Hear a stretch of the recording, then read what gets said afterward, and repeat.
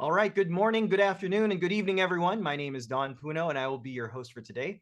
It's our pleasure to welcome you to our 14th industry panel discussion on trade lane management, brought to you by RW Solutions. RW Solutions is headquartered in Hong Kong and currently has 9 freight forwarding networks that are into industry niches.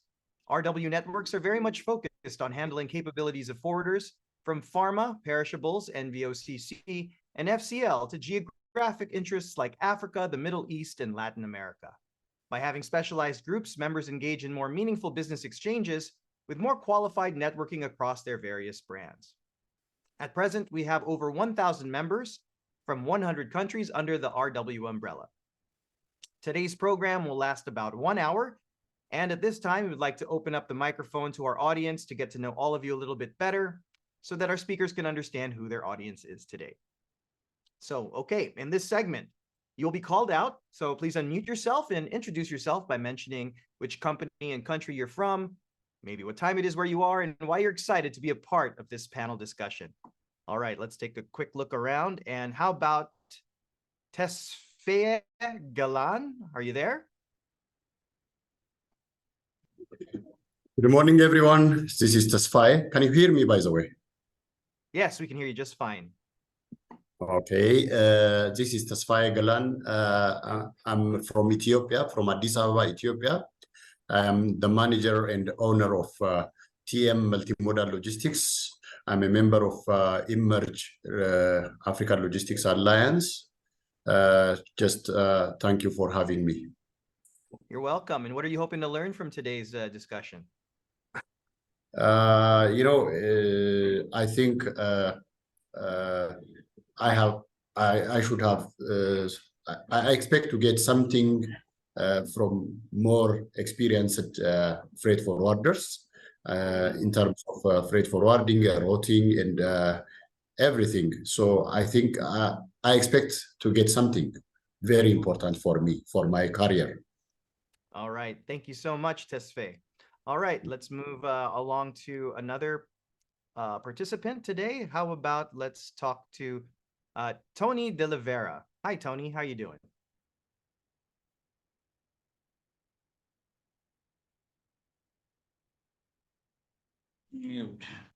Hi.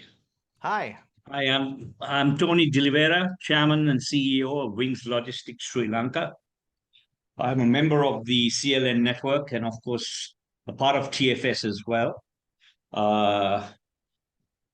I've been a fairly old member of the CLN for many, many years.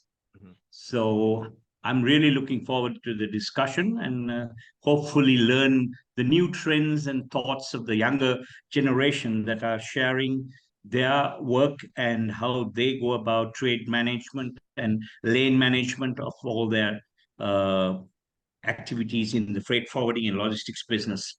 Look forward to it, guys. Bye. All right. Thank you, Tony.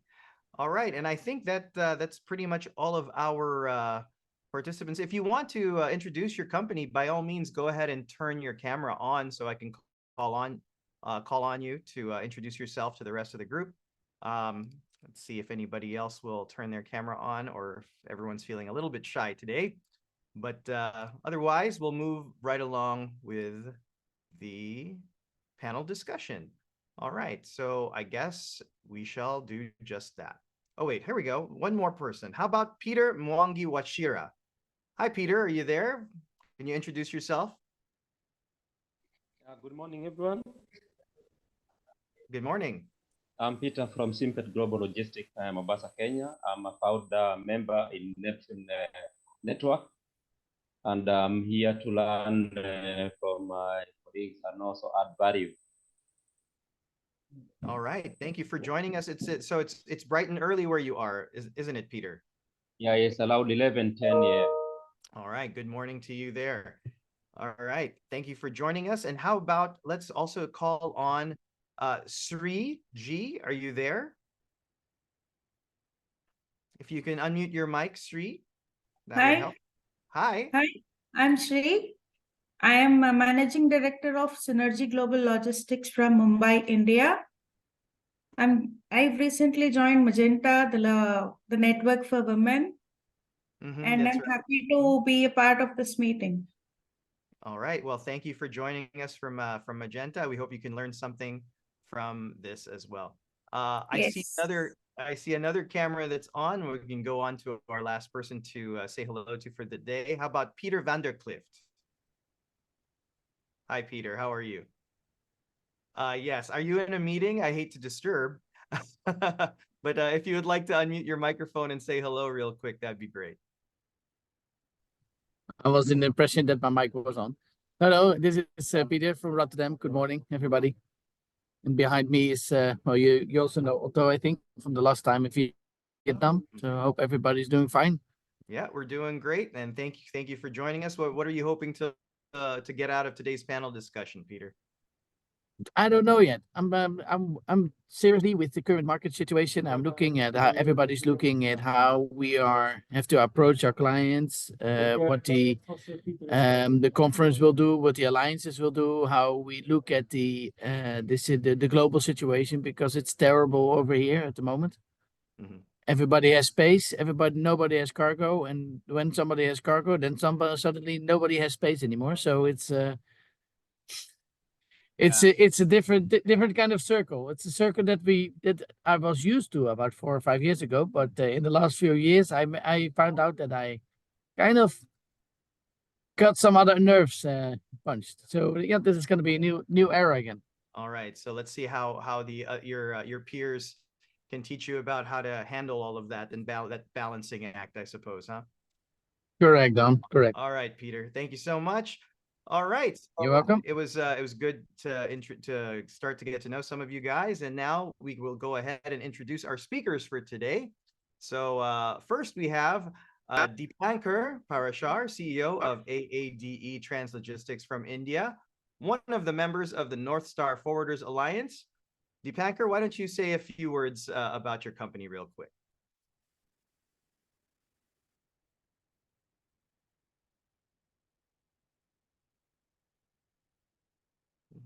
Let's just get your mic unmuted there. There you go. Yeah. Yeah, now it's done, Don. Thank you. Mhm. Thanks a lot. And it's always nice to come in this beautiful bouquet of friends, courtesy RW Solutions. Thanks a lot, everyone. And with regards to our company, AADE stands for ADI. We pronounce it as ADI Trans. And in our meaning or a couple of languages, it means getting used to. So the name means getting used to working with us. That's called Adi, and it's derived from a language called Sanskrit, if you know about Sanskrit, yeah. So telling about our company, to be honest, as I always say in many meetings in the conferences, we don't do anything that you guys don't do, to be honest. We just do on this side of the globe, and you guys are doing on your respective sides. Having said that, uniquely in the last 1.5 years, we have developed our specializations in handling aviation, and we have also developed in collaboration our free trade warehousing zone in India, which we never had. So this is already timed, and now we are onto it.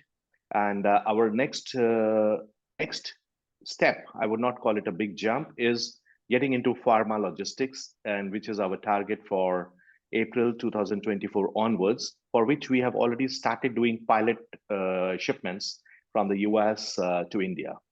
So we do same like air export, air import, sea exports, projects, a little bit of OD cargoes. And we are a young company. We are about 6 years and a half of age in India. And I come back from the industry experience of around 28 years. And it's a pleasure to be here because I had been a Tradelane manager for different regions, to be precise, Europe and Asia, which comprises of around 7 different countries, which I had been dealing with. And this was during I was working in the days of Geodis overseas, which was formerly also known as Calverson. Thank you, and I welcome everyone one more time. Thanks a lot, Don, for this. You're welcome. Thank you, Dipankar. All right, let's move on to our next speaker for today. Her name is Michelle Castillo, Network Development Manager of Navia Freight from Australia. Hi, Michelle. Could you tell us a Hi, little everyone. bit? Yes, definitely. Thank you very much for having me. It's awesome to be here representing Navia. We're a go-to freight logistics crew that it's all about making shipping and logistics a fresh breeze. We're into everything from sea freight and air freight to customs clearance, 3PL, and e-commerce logistics. Basically, if it involves getting stuff from point A to point B, we got it all covered. What makes us stand out? Well, we're all about blending tech into everything we do. It's like our secret sauce, our secret spice. We got this super cool process visualization system that makes sure everything runs like a well-oiled machine. And you know what? It's all about making our customers happy and getting them the results that they deserve. A big shout out to us in 2022 because that's the year Navia rocked the house and snagged the second spot in technology category of the Supply Chain and Logistics Association in Australia. You might say that a second place it's not the first, which I totally agree, but let's be real. Navia it's not a technology development company, so securing that second spot, it's a high five to the progress that we made, something that we're super proud of. So as we keep cruising through the ever-changing world of freight and logistics, Navia is staying true to its promise of delivering top-notch services, setting new standards, and pushing the envelope when it comes to tech. In a nutshell, Navia it's not just a logistics company, it's a tech-driven, service-oriented powerhouse that is redefining the game in logistics. Okay, wow, awesome. That's very, very cool that you won second place with that. Very, very great presentation and intro right there. Thank you so much, Michelle. Thank All right, you. let's move right along to Siddharth Sina, Managing Director of Sino Global Logistics. He is one of the members of the LATAM Forwarders Club and Global Air Cargo Alliance. Siddharth, why don't you tell us a little bit about your company? Hi, hello everyone. My name is Siddharth, or Sid in short. I'm from Sino Global Logistics in China. This is the most unique Chinese face that you can ever see. I'm Indian basically, but it's just that I've been living in China for a very, very long time. So as Dipankar said briefly, that we do exactly that everybody else does, apart from the IT part. We're not so not yet very smart in IT, but we do the basic freight forwarding of course, of ocean and air. A very young company, we're 4-year-old, and we have offices in Shanghai, Guangzhou, and Hong Kong.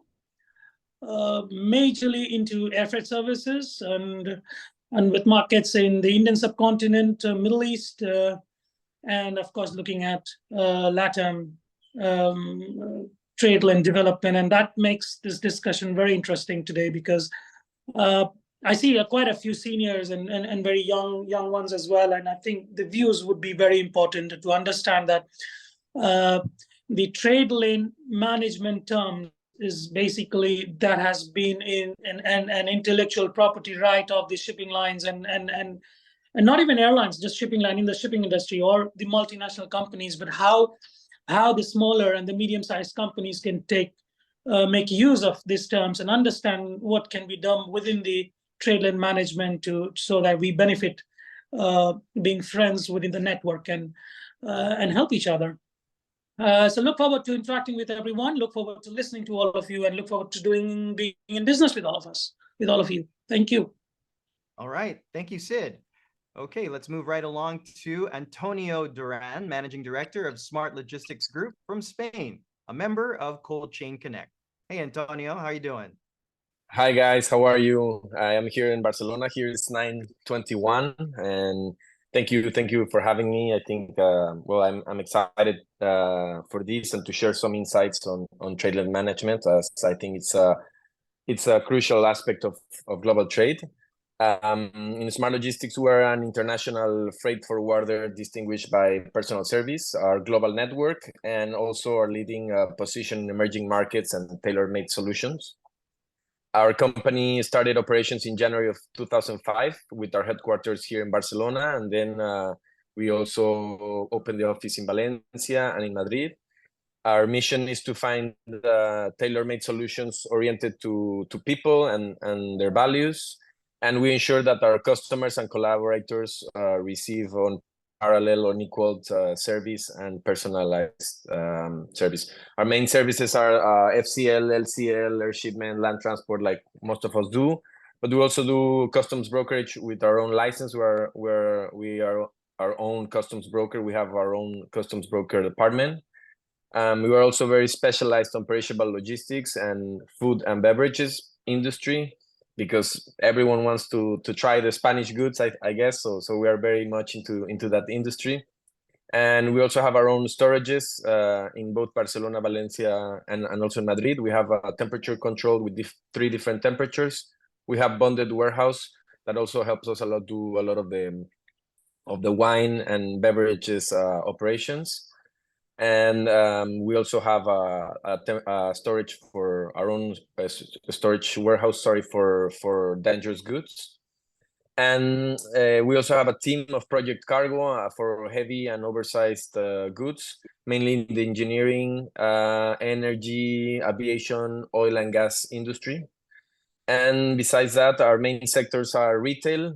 I'd say is our main sector, perishables, food and beverages, and project cargo.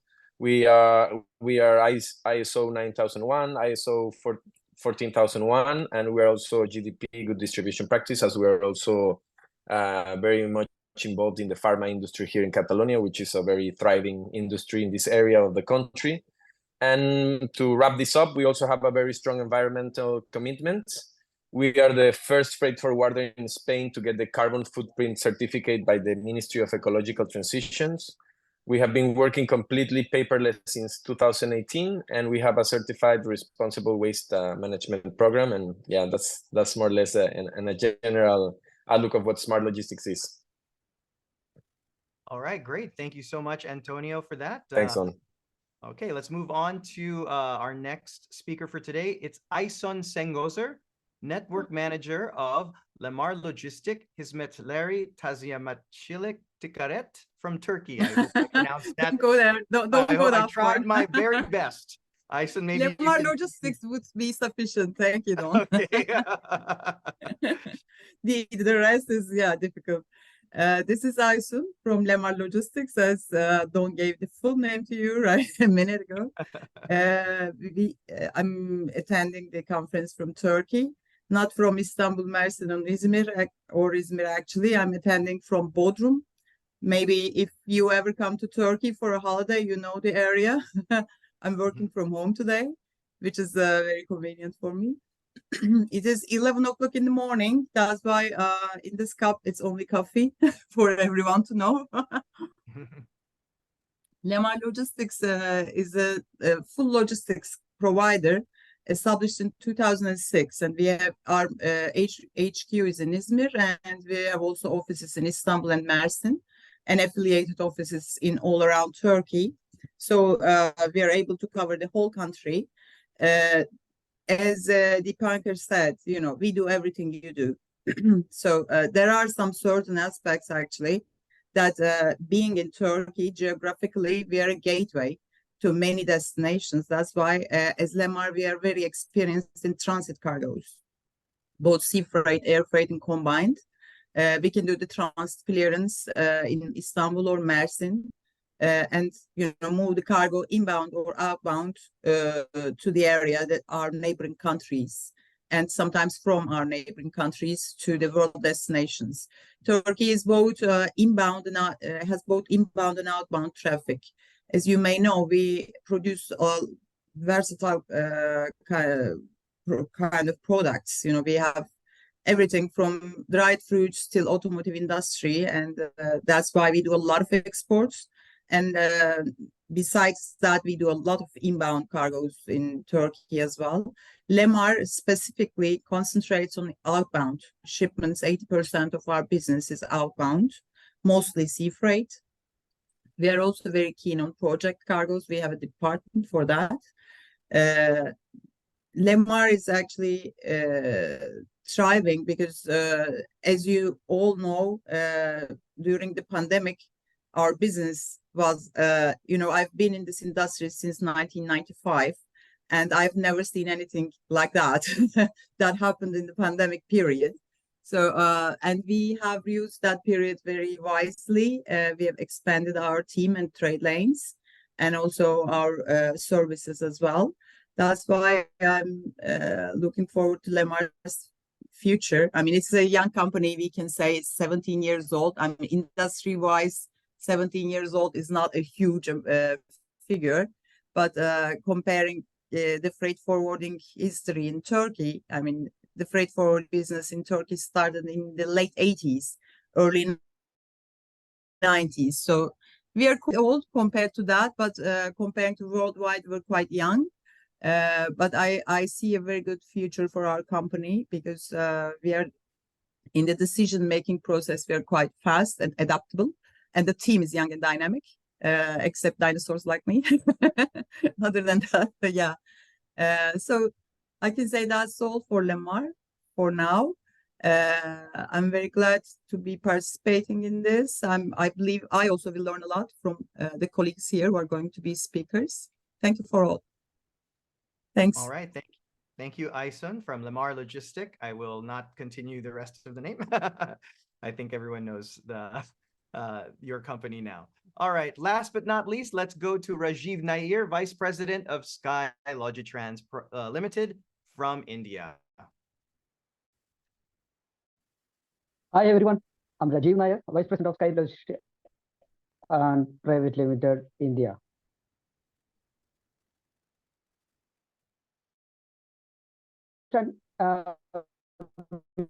One of leading freight forwarders and custom brokers in India.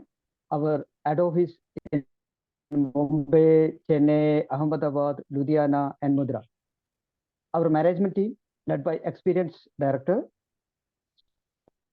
specified in handling export and import consignment. We have a team to trained professional to ensure efficient operations. Welcome everyone. Actually, I'm recently joined here as a vice president, so I'm learning everything from you right now. Thank you. Okay, thank you, Rajiv. All right, so our main topic for today is trade lane management. And so now what we're going to do is we have prepared 3 questions on the topic, and we will put the questions out there for our entire panel. Feel free to just chime in as soon as we ask the question, and we can go to each speaker individually if you like, if you have something to say. So no worries, we have time for all of that. All right, so let's go ahead and start with the first question, and that is, what is trade lane management, and what key factors do you consider when selecting and managing trade lanes?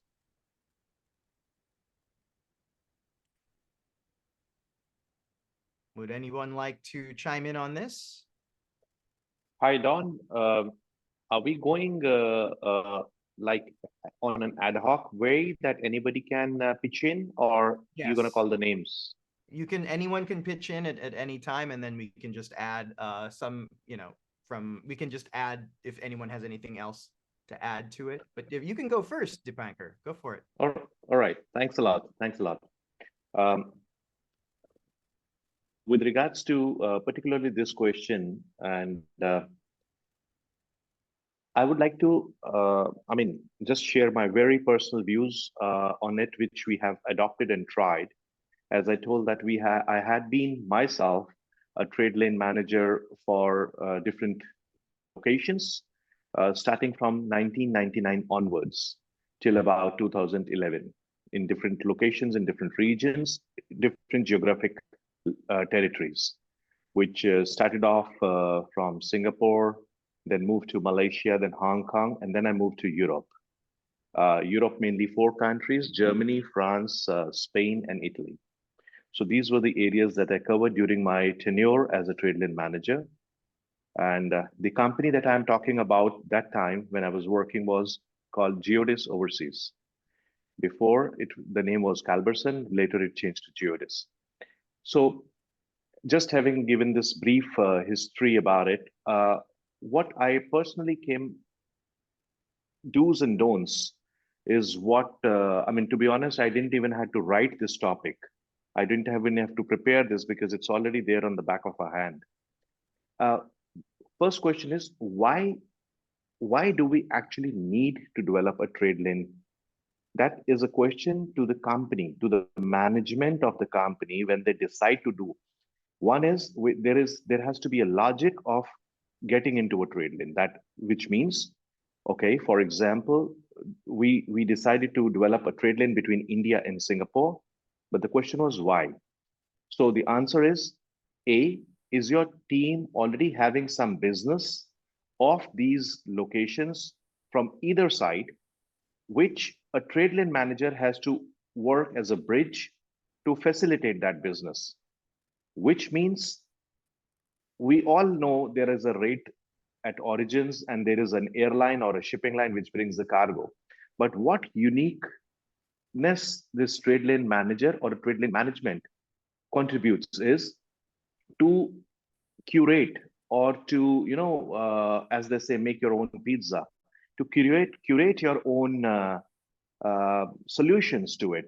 So which means we should know our side of the strength, that is our team, and also the other side of the strength, which is for example, if I was a trade lane manager for Singapore, the management from both the sides, both the companies have to be logically ready to start this program, and also to give the most important thing is to give in a little bit time to this program, because trade lane development is something not that you can do it in 3 months or 6 months. This requires a minimum time of at least an year.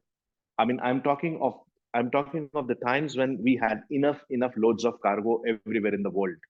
Specifically, if we zoom today, nobody is going to invest and wait for 1 year. So we have to derive this with additional spices, which means additional promotional things and innovative things.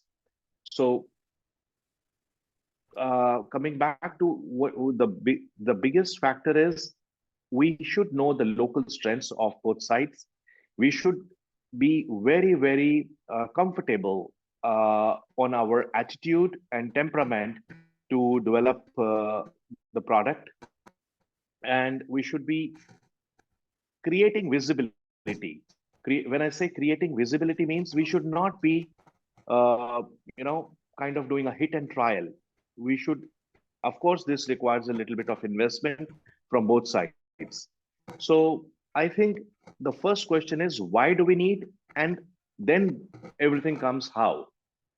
So market research, the local market strengths, the team's orientation, the management's preview, these are the very important key factors when we get into the trade lane. And the first and most important is selecting.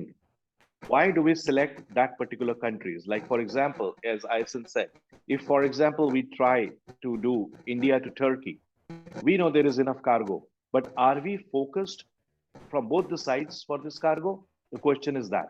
So there has to be an orientation from the management's point of view, not only from the sales point of view, management and this. So this is for the moment. I would like to stop here and have some more views. I see Siddharth is. I agree. Sorry, I wanted to join in, but go ahead, Don. I can sit now. I just have issue right now. I can't hear. Don, you're not. Your voice is breaking. There's something wrong. Yeah. There's something wrong, I think, Don. But I go ahead if that's okay with everyone else. Yeah, I think Antonio, you go ahead, and then I would like to add something. Perfect. Yeah, sure. I'll be super fast. I totally agree with what my colleague said. This is about the strategic planning. It's about doing first your research, and as he really correctly said, it's not a thing of 1 shipment or 2 shipments or 1 month. This is like a long-term embarkment. We decided, for example, one of our first trade lane strategic decisions for us was North America, and after that you start of opportunities, of commodities, shipping routes, carriers, how to be more efficient. Should we use a direct routes, maybe multimodal transportation, depending on the nature of goods to be transported, and also adding factors like infrastructure, customs procedures. For example, it's not the same as you would develop or as you would tackle the development of a trade from Mexico or to US or to Canada, even though they're in North America. Also, the customs procedures. Do we have the knowledge for that, or if we don't have the knowledge for that, maybe we gotta learn how it works. We gotta go there and develop the knowledge and the expertise, and any also potential geopolitical risk are also integral in our decision making process. So yeah, I totally agree. This is more a strategic decision, and it should be made by management, and also with the idea of a long-term development. If you are shooting at all these trades at the same time, it's very difficult for you to really get as a trusted advisor on this trade lane. Now I let my colleague go ahead also. Thank you, Antonio. It was absolutely right. Yeah, Siddharth has a question. No, I don't have a question. I heard Dipankar and what Antonio said. And I just wanted to add a few more points. See, when you look at trade lane management as such, there is no official definition of it. There's nothing. You may Google it, but there's technically nothing. There's nothing from the universities or the business schools as well. And if we all wanted to know what trade lane is, I think Nils has totally explained it on his LinkedIn post anyway. But having said that, I think the trade lane management term is as old as a WTO or the free trade agreements that started, because it all starts a very pure shipping term, and it was in those days about 20-30 years back, and that the shipping lines started looking at markets, at prospective markets, and what they needed to get into those markets, whether it was a Costco looking at China to Africa, or whether it was a Maersk looking at making a hub in Asia. These were actually examples of the most successful trade lane management and investment.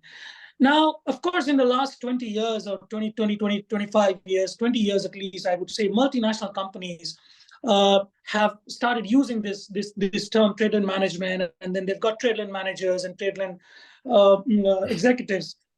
But the core of it is business development. And they're looking at markets, as Dipankar said, that if they have a little bit of business in that market and they go with all their power, they invest money in that, they invest their time in that, to do as much research possible, to look at government policies, that whether there are investments coming, whether there are imports coming, whether it's an export oriented, and they invest their time and money on those lanes. And that's precisely what trade lane management would be. And in doing so, they then do a backward integration of, product development, whether it's by air or in the ocean or in the projects or something like that. So I think overall, I would pick up the word as of today in trade lane management. The one most important word within the gambit of trade lane management would be the research. That we don't use this word, but a lot of research goes, and there's a team that does the research, that does a competitive analysis, that looks at the competition, what they're doing, that looks at the market, what are the products that are being imported or exported from on these lanes. Could be any two particular lanes, whether it is Brazil to China, or today, as a small company, we are focused from China to Saudi Arabia. And that's a line that we think we should be investing in terms of people, having people to travel to those places, create an agency network, create partnerships where we can have joint sales calls, look at the products that are being traded right now, and invest in that. Invest for a year on that without looking at profits. And then, you have created enough volume, both sides, to go back and do into backward integration and go full-fledged in the market. I think, to me, that is trade lane management in a forwarders world. Yeah, that's it. Agreed. Yeah. Agreed. Totally agree.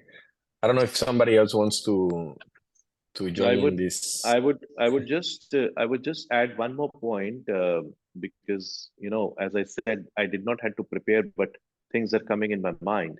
The most important, also one of the factors from both the sides is like, for example, any of us ever here, because I am open to trade lane management right now also, and because I have done, it's very close to my heart, and I'm already preparing 2 desks to do this. The most important thing, which we don't do generally, which we should do, is we should be really transparent with our overseas partner, which it's been 20 years now, I can say it. One of either of the sides, if this is not transparent, this product is not going to take off the way it should, because end of the day, we should remember why are we doing it. End of the day, it is a profitability that a company wants to create. And if only one side is becoming profitable and they are happy about it, it's better to shut this product in a box and throw it away. So it has to be a very, very transparent way of working, like our own office. It should be like our own office. We should not consider that it's a different company, and we should consider that it's my own office, and we are like brothers from the different mother. That's about it. So this is something which I snubbed it and I crabbed it during my tenure. Initially, it was I had many revolts to it, but when the product became successful, then there were many other countries who wanted to follow. That's how from Singapore it went to 6 other countries, and I was like, I mean, for me it was very simple because, as they say, why we have to reinvent a wheel? It was a hub and spoke, and we know basic ingredients are all the same. So we can actually it's a beautiful product, but we have to be consistent, transparent, and disciplined. Thank you. Thank you, Dipankar. Yes, now I can hear everybody again. So I'm not sure what was already covered, but go ahead, Ison. I think you have something to add as well. Yes, I actually agree with all my friends. They have all pointed out really important aspects of the trade lane management. I would like to add something. Logistics is the lifeblood line of international trade. If we do not exist, it doesn't exist properly. And we can also not only manage the trade lanes, but we can also, as logistics providers, we can create trade lanes as well. Not only the shipping lines is able to do that, because with combined logistics, we can create new routes for the traders to get from one point to another much more effectively and less costly. And this is our job to do that, which we proudly do it at Lemar Logistics. As I was telling you about the transit, some of these lanes that we have created when it was needed in the market and it didn't exist. So as logistics providers, we can not only manage the existing trade lanes, but we can create trade lanes as well. That's why I wanted to add. Thank you. Thank you, Aksan. All right, let's go ahead and move on. We have 2 more questions on the topic, and I have a feeling we've covered some of that ground already, but we can go ahead and put that second question up for everyone to see. What challenges do you face when implementing trade lane management structures and strategies, and how do you overcome them? Hi, Michelle, go ahead. I'll jump here because the previous topic you guys already took it all. So here comes my input. I think the constant change in trade agreements, duties and taxes, embargo countries, international conflicts. Realistically, trade lane management is impacted by everything happening in the world. And how do we overcome it? I think, like Stephen Hawking said, intelligence is the ability to adapt and change. I think intelligence and adapting, it's the main key for us to overcome it. As Aizen said, creating other trade lanes. I think in this environment, especially in freight forwarding, we get a lot of dictatorships by shipping lines and co-loaders, and we think that what it exists, that's it. But we forget that realistically the freight forwarders are the ones that made all that happen. So it's pretty much for us to keep innovating and for us to keep contributing and nurture that market for us to create more trade lanes, and the shipping lines to obviously keep offering us a better service and a better rates in that point. Okay, thank you, Michelle. Anybody else? Hi, Pino. Sorry to add something. Yes, of course. Yes, Rajiv. Yeah. As per my understanding, Tradelane management is a strategic monitoring and coordination of transportation routes used to move goods between locations, particularly across the international border. We want to optimize the supply chain operation by carefully selecting and managing these routes. The key factors we will be looking by selecting the managing trade lanes are: first one is geographic consideration. That is to evaluate the geographical location involved, considering the distance and also considering the potential geographical risk. And the second one is transportation modes. We'll choose the most suitable transportation modes based on the nature of goods, it is urgency and cost consideration. And the third one is pricing. Always analyze the transportation cost, including shipping lane, handling, and custom duties, etc. And fourth one is carrier selection. We will choose reputed carriers or logistic partners to ensure the smooth operation and timely delivery. And the fifth one, as per my understanding, that is customer requirement. We will consider the needs of customer and also will look after their preference to maintain a smooth trade lane relationship. That's from my side. Thank you for your Don, did you ask what are the challenges right now in trade lane management? Yes. That's the question. I Sorry, think, just a small sorry. input. What Michelle and Dipankar said are completely the correct addresses. But what I also feel that taking from their point is that lack of transparency amongst the forwarder is a very big challenge. When you look at trade lane management and successful trade lane management, look at the companies like the expeditors and the Kuehne+Nagels in freight forwarding industry. They on both sides, it's their own company. It's so transparent. It from the customer to the buying to the selling. So it becomes easier for them to concentrate, focus, invest on one lane. Let's say today I have to work with Michelle. She is selling to me and I am selling to her. That's the relationship. We both talk and we agree that, well, we should develop the business. And here I am with a product which may not be profitable to her for the first 6 months, but it may look profitable to me over a period of 1 year. Now, how do we come together on this? Now, that's the basic of trade lane management. Can forwarders, and I remember Peter said, because I noted down, alliances, let's see what the alliances can do for us. These alliances are important. We are looking for partnerships. We are looking for collaborations. And collaborations doesn't mean you ask me a freight, I give you $2 and some Angela give you 1.8 and you go to Angela. No, partnerships means we have to stick together. We have to know what's the market rate. We have to know where we can source it from sourcing to selling. Unless we have a partnership of some sort, we will not be successful in trade lane management. And alliances can be a very good place for building such partnerships. So I think the challenge here is building partnership and trusting those partners. Not too harsh, guys. Just reality. I'd like to add. Yeah, no, I agree. I think knowledge and partnerships would be also like my key concepts for this question.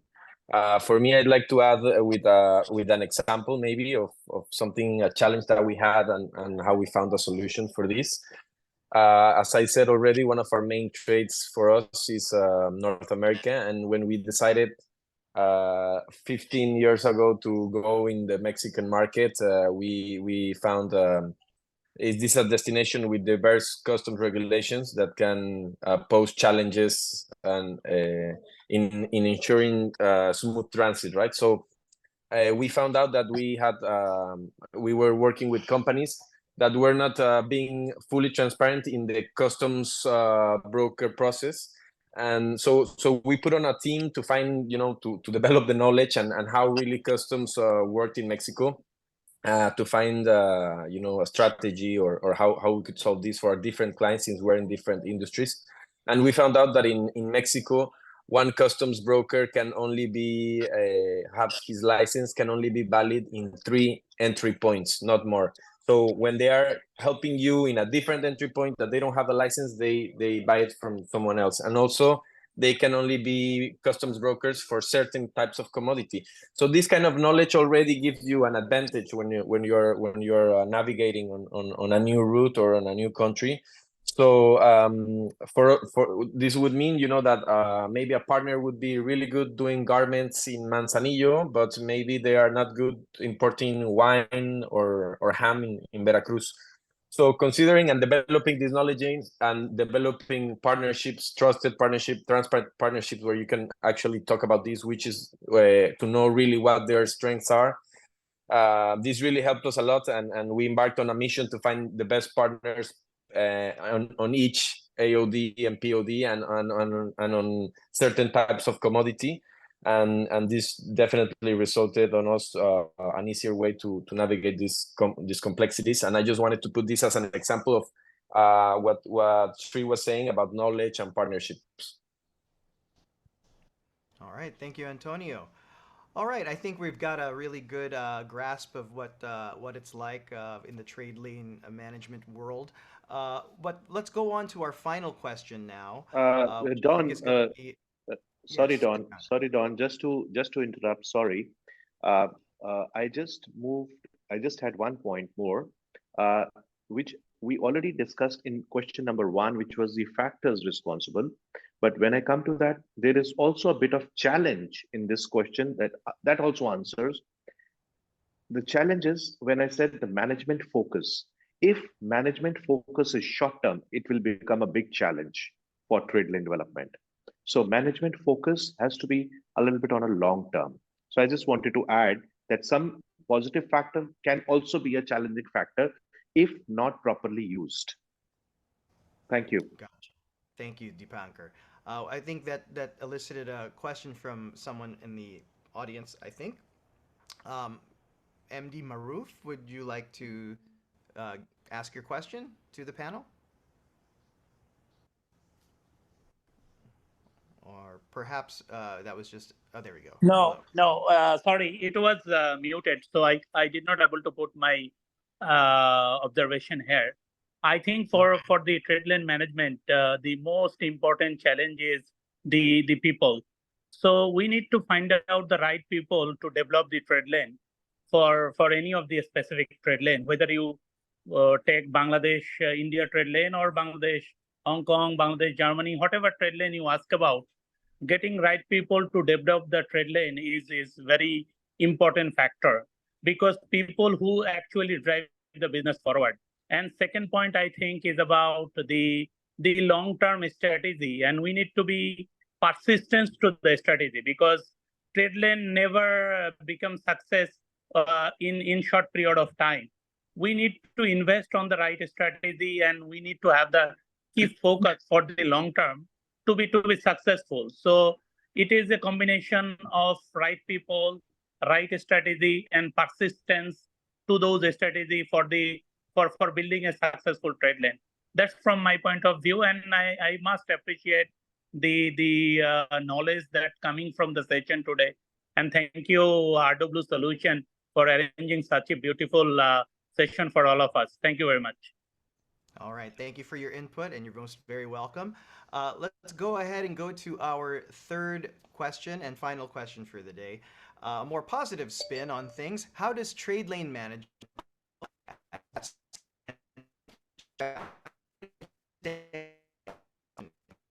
Don, I think you're going robot again. I don't know if everybody We can't else hear is. you. Yeah, You're going robot again. That was a nice one, Antonio. We know the question. I don't know if we want to go ahead and answer this question, maybe. You go ahead, Antonio. He was No, trying go to. ahead, please, my friend. So against the competition. Okay. So as I said, as I said, in my view, this product we are deriving. Actually, all these three questions are interlinked. If we really see, and so are the answers also coming out of each other. So how can we take the best out of this is simple. What is best for us, for our companies? End of the day, it is a happy customer, and number two is the profit. Why I say number two is the profit? Because if we are already on number one, means if we are on a happy customer, we will have a second shipment. If we don't have a happy customer, there is no second shipment. So that's what I tell always in my presentations to my sales team. First shipment is not important. It is important, but it is not your first order. My second order is always my first order because that's the repeat. And if it repeats, that's the best. That means we are doing something right everywhere. So end of the day, it has to be a profitable business that we are, but then it comes to a few points. Profitable cannot be, Rome was not built overnight, as they say. Profitable will be consistency and a little bit of time given to everything.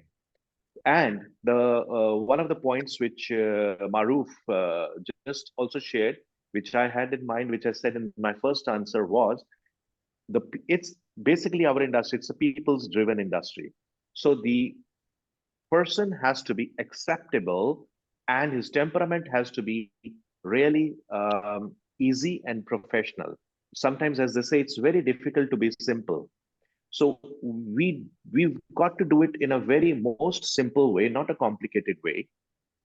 I have many examples for it, but we don't have enough time. We can go one to one later. So for me, Tradelane will only survive if end of the day we are profitable. Now to do this, for example, let me take it, Antonio, you and me decide to, let's say, develop a Spain Tradelane, or same example would follow for others as well. Let's say we give a time, let's say 6 months and then 6 months. So at a block of 1 year, we break into 2 parts and we gauge the development of it every quarter, every 3 months. And we decide that, okay, first 6 months, we will have X amount of investment. Let's say $4,000 or $6,000 or $2,000, depending on the Tradelane and the business that we're talking about. So our first thing is we will invest. Invest means it could be also treated as a loss, but I don't treat it as a loss because it's an investment. First you invest, then only you reap the benefit. So if we are going beyond that loss or an investment, then we really need to tweak it. We really need to see it, whether we really want this product to continue, because we cannot keep bleeding today. We can take a strategic decision of bleeding till the time we keep breathing happily. So I think there are lots of factors which we need to do while getting onto this program. I'm done. All right, let's go to Michelle, or yeah, Michelle, go ahead. Perfect. I think this was my favorite question because I would like to see as well how trade lane management look as its best in a world of trade lane management. Being a top notch means keeping the things smooth, even when, like Antonio mentioned, geopolitics and crazy weather try to throw us a wrench in the works. You have like the Suez Canal not a long time ago, typhoons, etc. Unfortunately, for freight forwarding, weather it's something that we also rely on, and that's definitely out of our hands. So I think trade lane management as its best, it's just picturing this. No matter what it's going on outside, we're making sure the goods are getting what they're supposed to be on time and in one piece. No demurrages, no storage, no warehousing. It's definitely something that it's going to be perfect, but unfortunately we have all these external factors that it's always affecting us. And we're not only reacting to challenges, we need to also be proactive. It's sort of like the superheroes of Tradelane management. We're putting up these shields against external craziness. So our operation needs to stay strong, meaning that we're not just delivering goods, we're raising as well the bar for service in our industry and showing our competition how it's done. It's like saying like, hey, we got this, and leave it with me, customer. You don't worry, and leave the craziness with me. This is what we're here for.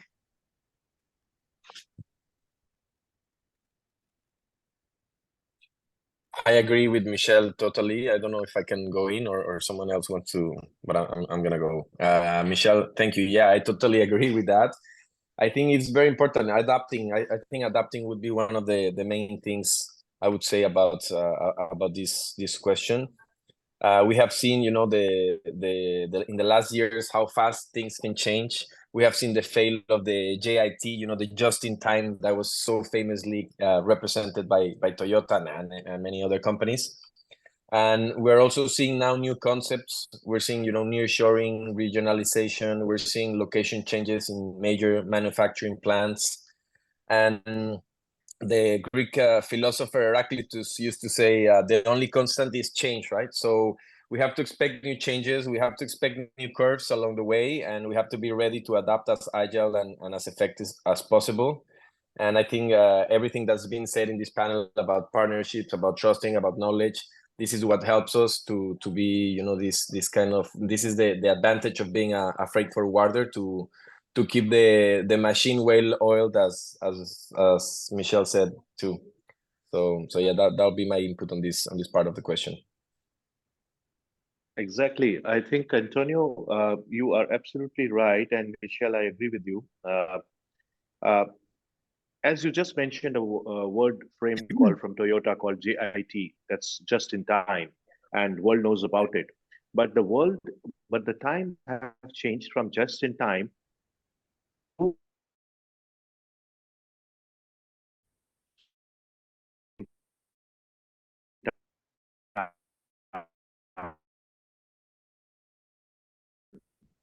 you know, I don't want to say somehow in time will be what. If you really break it, it'll be shit.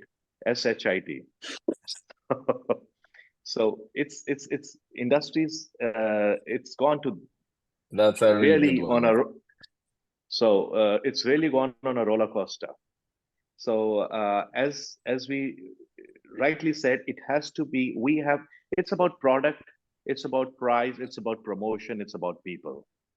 So I call it like this 4 Ps or 5 Ps, whatever we say. That's a Tradelane development about product, price, promotion, place, and people. That's what it goes to. So if we are able to expand this, we will have all the answers here. Product has to be really very competitive. It has to be initially lower the market price because we are penetrating into the new markets. And of course, the management focus comes because of this. Prices have to be competitive. We have to have, very importantly, the promotions, visibilities, marketings for our product in the market that we want to, through our sales teams, as well as through the digital media now. Back then, when I'm talking about, there was not much digital marketing. Now we have those. So there are, in fact, Tradelane development has become easier now, if you really ask me, to do on the promotional level, on the marketing level. And then it's about people. I'm cutting short the place in between because place we will decide in any which way which we want to develop as per our business requirements and the volumes that we want to develop.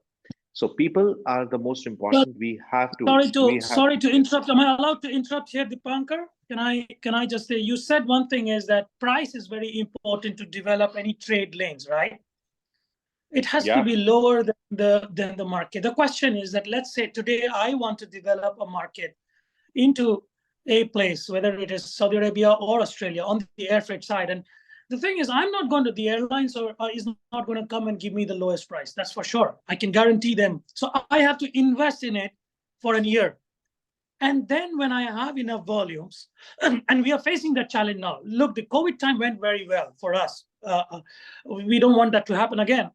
But now the real challenge is in 2023. I am seeing at least 30 to 40% revenues down. And now the challenge is that when I look at the new markets, I do have a challenge of pricing because everybody else can offer prices. So how do I? Airlines are very smart these days. I'm giving airlines example because I'm an air freight fellow predominantly. And what happens is they earlier, you could, as a forwarder, A grade forwarder, IATA agent can go to airline, sign a BSA, and you would get a rate for 6 months or something. Now the BSA means block space agreement and the end. So there's no rate. The rate is fluctuating on a weekly basis, but you have the space. I don't know if it's a Chinese wisdom, but is it the same thing all around the world? I don't know about it, but I face that challenge. So to me, if I have to, okay, so if I have to start Turkey, Ison is already working at $3 a kg, I have to offer a 2.8. It's completely my risk. Is Ison ready to work with me as a partner to understand that I have an investment much more riskier than she has, and we can share information, pricing, and selling over a period of 1 year time, and then look at the Tradelane management and Tradelane development results after a year. So that was only one point. While pricing is important to the customer, but between forwarders, we need to take a risk to develop that Tradelane and bigger companies have done that in the past for sure. It's just that because the kitty of their fund was much bigger than we have. It's as simple as that. Let me answer Totally. And not only investing and supporting your investment, actually co-investing together with partners is going to make it much more easier for us to penetrate that trade lane. Yeah, absolutely.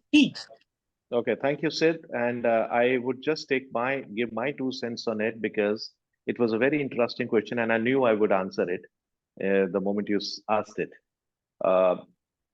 When you said just that you want to develop a trade lane, let's say, for example, you gave an example of Turkey, and Ison is already doing a business at $3 and you don't have that rate.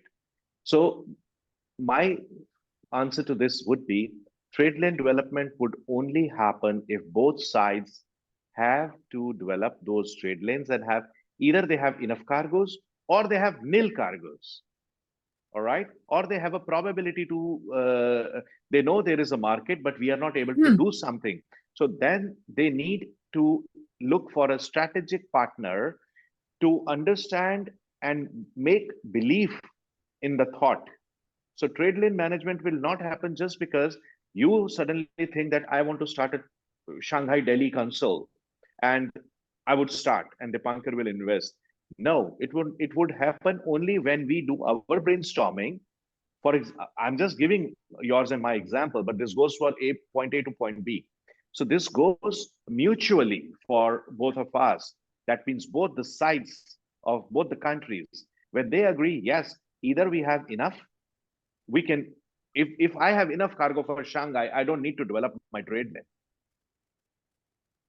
I need to develop the trade lane only when I see that I have customers, but I am not able to get support from the other side. So that's how the marriage happens in this particular situation. So that's where we have to come to a common consensus. That's why the points came in as if required an investment, or investment becomes a small profit and then we keep going. And having answered that, still, whether it's shipping lines or airlines, if I grow from 500 kilos, 10 tons or 20 tons a month, I have still a rate advantage from the airline. But this all is on a very personal relationships with the airlines and the shipping lines. This is nowhere on their system. I've seen that. So these are just my 2 cents. Why I'm saying this, because we developed from 250 kilos to 80 tons a month in 3 trade lanes that I just mentioned in the beginning from 7 countries. So we came to a console of 80 to 100 tons a month during those times. I know we are talking of those days, but it's quite practical that it happens only if the product is consistent. Thank you. All right. Thanks very much, Dipankar. Okay, let's just have one last final comment here from Maruf Hussain. If you'd like to unmute yourself real quick, if you have one quick thing to add before we wrap things up.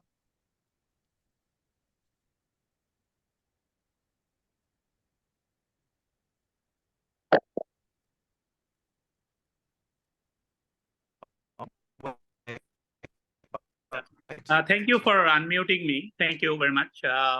So I do have a different thought process on the Tradelane, how we can differentiate ourselves from the market, because we discuss about the price leadership, cost leadership, all these approaches. But to me, I've been working for the Tradelane development for quite a long time for a couple of organizations. So actually, cost leadership is not the prime factor for any of the Tradelane development initiative in my sense. And I am explaining why I am saying this. Because if you have a product leadership, you don't need at all the cost leadership. Suppose everybody is sending cargo from India to London through LCL service provider. But if a company between India and UK established a DCC, direct country console, for the same corridor, developing a trade lane, then actually the time and transit that get optimized. And then literally you will able to sell more than the market, of course. So it's about price is a factor in some extent, but if you have a unique product, a disruptive, innovative solution, then it will make more sense for your customer. Suppose you can add on with the DCC box that if you use a LCL service provider than us, then the carbon emission will be 20% more, because they will use a hub and spoke model, and there will be a lot of handling at the hub point as well. But I am offering to my customer a solution that reducing the carbon emission by 20%, what an impact for the environment. And ESG is one of the key initiatives for all the retailers, fashion customers, and the engineering customers as well. So it's about innovation, it's about adopting technology, it's about bringing disruptive solution in the marketplace, and thus make a trade lane much more stronger, and it will be out of price war, and the carriers, the liners will be immaterial for the forwarder in terms of price war. Rather, it will be a solution driven. It will be some of the talk with the customer about the ESG drive together.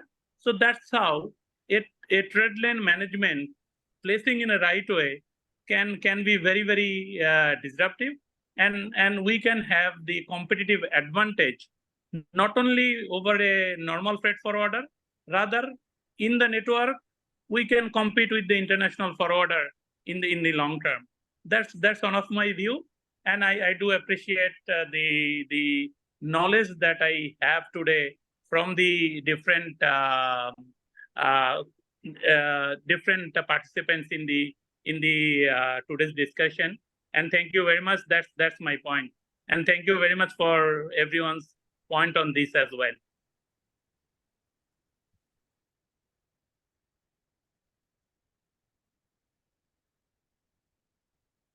There we go. All right, and then Aisun, would you like to have the closing statements for today's panel discussion? Actually, not a closing statement, but I would like to suggest an opening statement for another panel. Okay, regarding sure. this trade lane management issue, actually, in another panel, can we all come together and discuss how can logistics networks help us freight forwarders be more efficient in trade lane management? Like, how can we create alliances in between ourselves, and how can we exchange information? Because like 60% of our business is know-how, and regarding trade lane management, it's like 80% know-how, and then 20% courage and money. So can we have another panel like this, combining the logistics networks and trade lane management aspects together? Sure, I think that's possible. I think we're only getting on the tip of the iceberg here as far as this discussion. Yes. It's like everybody has a lot of input and a lot of experience to share and a lot of different theories on how to manage the trade lanes and everything. So yeah, I think we'll discuss doing another panel like this, maybe a longer form type of discussion, or maybe we can even do it during one of our in-person get-togethers as well, perhaps. So Great, something to thank think you. about. But again, thank you so much for all of the input. I know I had a little bit of some communication issues. I was coming in and out of the conversation several times, but thank you to all of you for being such great panelists. You guys can handle yourselves well. You don't even really need me all that much. But thank you all for your contribution Thank you, to Don. RW Solutions 14th panel discussion. Dipankar, Michelle, Siddharth, Antonio, Ison, Rajiv. We really appreciate you making time for us, and we'd like to thank everyone that has attended today's panel discussion.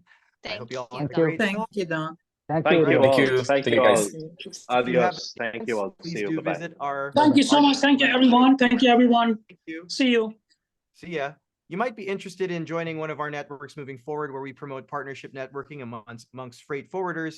So please feel free to get in touch with our speakers for any inquiries or collaboration opportunities. You can find their contact information on the screen.